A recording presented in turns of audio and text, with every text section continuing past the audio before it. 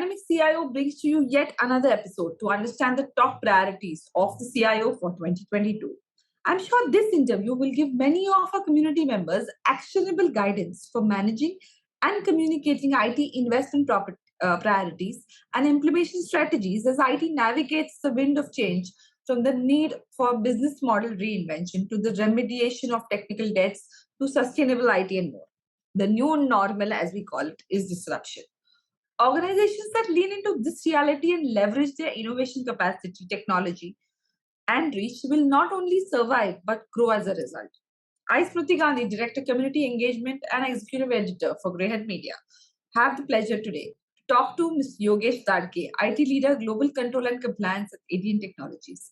He has 23 years of experience in the IT arena and has directed every function in IT, including IT services, that's internal IT support, external IT support, sales, pre-sales, software development, design architecture, global infrastructure deployments, IT security, DR, and BCP, and much more. Welcome to the show, sir. Thank you. Hope all safe with you? Yes, so far so good. Thank you. Okay, great. So without much ado, let me jump into the conversation directly. So first question I want to ask with you. We are nearing the end of 2021. What are your 2 or 3 top key learnings from 2021 and your agenda for 2022? So, last 2 years or last 18, 20 months or so, business models needed to be flexible enough to cope up with the revenue drops at one stream, and as well as think of what's basics for the organization.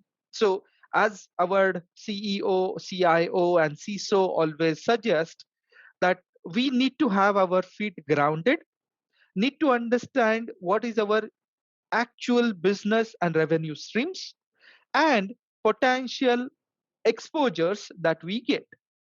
For example, if manufacturing went through a roller coaster, but engineering services, kind of leaded the way for us in the revenue enhancements. A couple of quarters for almost every manufacturing organization with zero invoicing, zero revenue.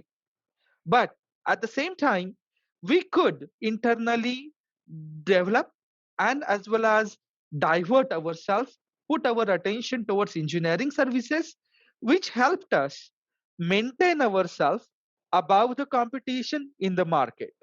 So, sir, having your feet grounded with a very focused approach, is what your, a key learning for all our community would be, So, since we spoke about 2021 and your focus on the engineering services, what are the new business technologies that you will put to use in 2022 and what problems will they solve?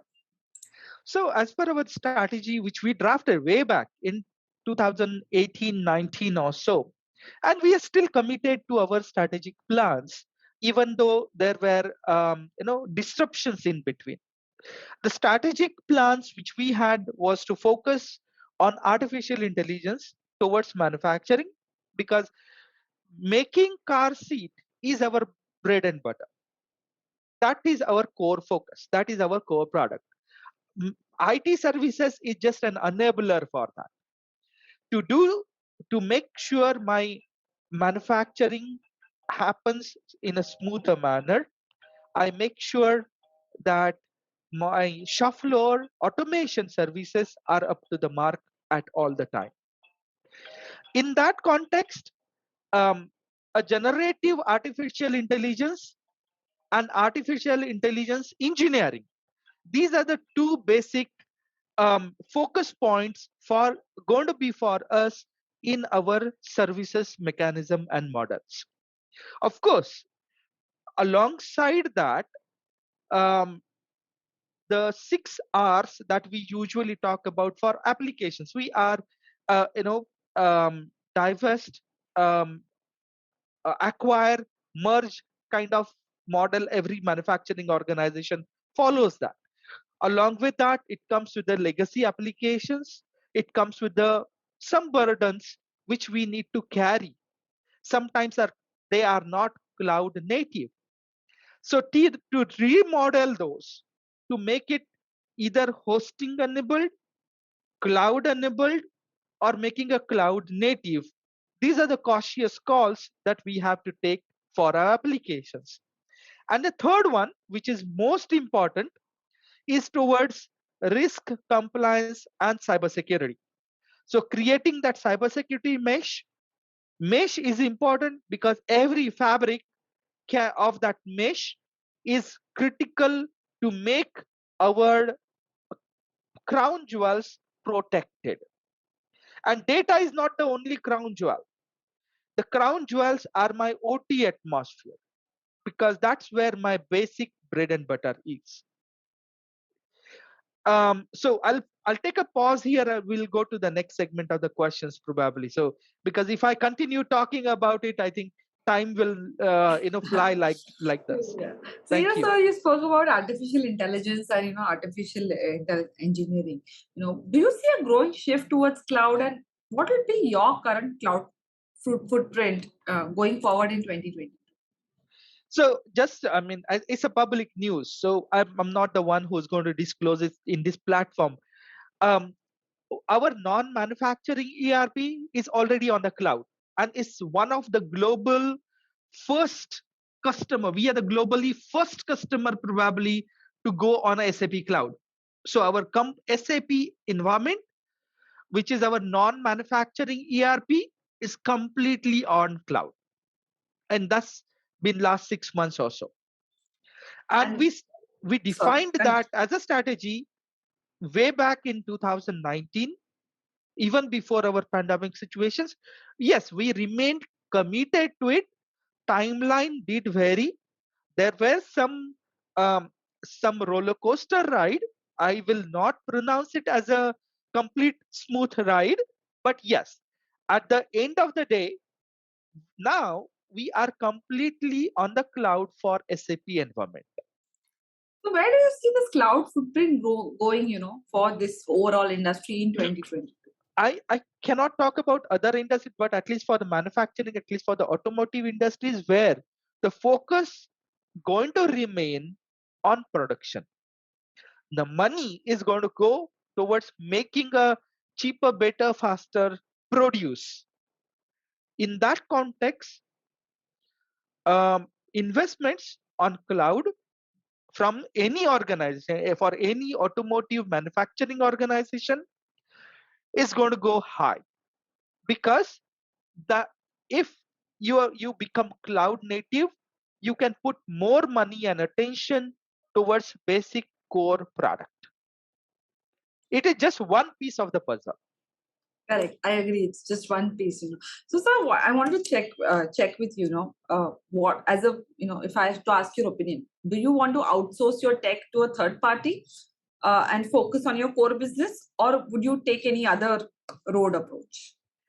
Well, as such a decision, I cannot provide. I may not have those authorities, but at least from the conversations which I pick up while talking to my global leadership, um, some portions, yes, it will go outside our hands, direct employed hands. But at least for us, um, I will not hesitate to insource also some things which are important for my organization. And that's what we have seen in last couple of years, that we have created that balance in our spending, where wherever insource is going to help, we have opted for insource.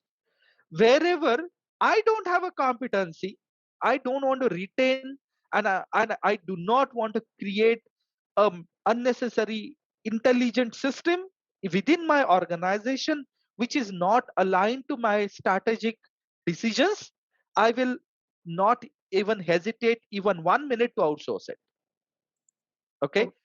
For example, if we talk about um, you know uh, van management, right?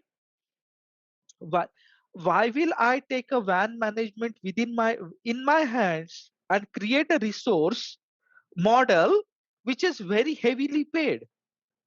Better outsource it, create it in SLA form, and maintain it. Great. So I think I mean, the way you're trying to manage the skill gap and the priorities of the organization is what I think the focus should be. So in the paucity of time, we are all talking about the hybrid world which is going to come in. So how would you summarize your roadmap for 2022 for beyond the hybrid world?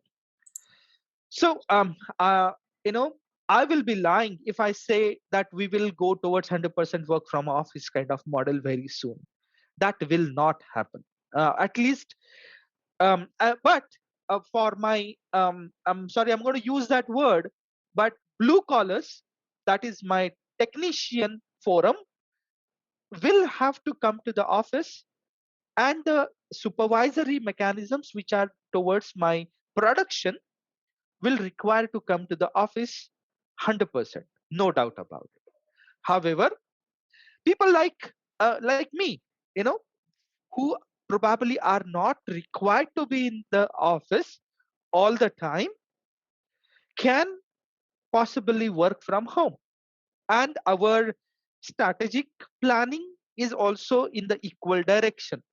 We do not want to make crowd in the office when it is not required to be.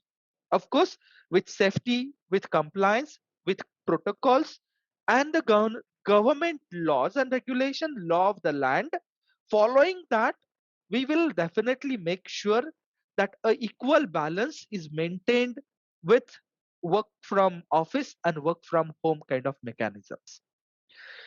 Hybrid workplace is a terminology which people may use, but for us, we wanted to make sure that we are keeping our environment, office culture safe and sound and healthy. So this is why now, especially after COVID, everybody's saying the CIOs have made the entry into the boardroom, because it's Correct. not just about IT; it's about also a lot of other factors, including the wellness of the employees. So kudos to Exactly. that. So thank you so much for this conversation. Extremely short conversation, I know, but very essential to know the top priorities. As a CIO, what you have for 2022, and I think you summarized your road ahead. Very clear, very focused approach. So thank you so much for this.